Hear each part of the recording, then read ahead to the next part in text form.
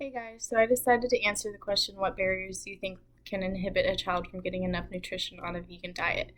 I definitely found this clinical correlate interesting because I was a vegan from ages 7 up until I was 14, and I actually noticed now that I had a lot of positive effects from that diet.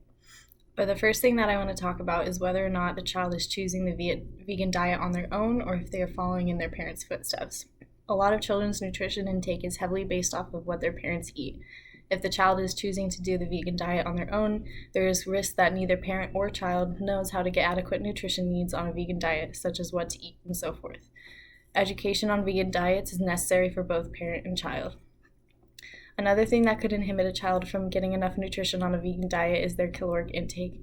Not only will there be more limited options for food choices, such as at a restaurant or school lunch, but within a vegan diet, the child can get fuller quicker due to the higher intake of fiber, leading to an inadequate intake of calories.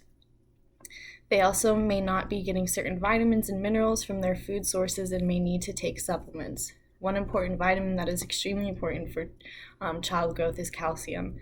Most children get their calcium intake from foods such as milk or cheese, but since vegan diets don't include a lot of the high calcium, easy accessible foods that non-vegan diets do, this vitamin can be difficult to get adequate intake in. Particular attention should also be paid to adequate protein intake and sources of essential fatty acids, iron, zinc, and vitamins B12 and D. As long as the child is getting adequate protein from plant proteins such as soy, which is equivalent in protein to a lot of animal products, they should be okay. But many parents aren't educated on the micronutrients or where to get these micronutrients from. Iron deficiency is very common amongst all children, and vegans require 1.8 times the iron intake of non-vegetarians because of differential bioavailability. Regarding zinc, 50% of usual zinc intake comes from animal protein, but children that are vegan can obtain enough zinc from foods such as nuts or legumes. Vegan diets are relatively deficient in the long-chain omega-3 fatty acids like DHA and EPA, which are found largely in fish, seafood, and eggs. Vegans therefore have no direct access to these long-chain omega-3 fatty acids unless large amounts of sea vegetables or algae are consumed.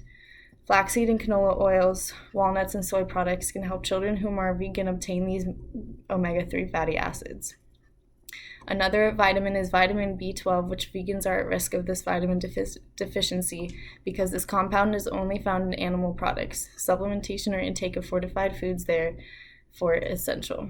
All in all, if a child is vegan and them or their parents are uneducated on what foods they need to eat in order to get enough nutritional value for growth, their growth can be inhibited and may cause many metabolic problems later in life. To reiterate, children on vegan diets need to make sure that they are getting enough protein intake and sources of essential fatty acids, iron, zinc, and vitamins B12 and D.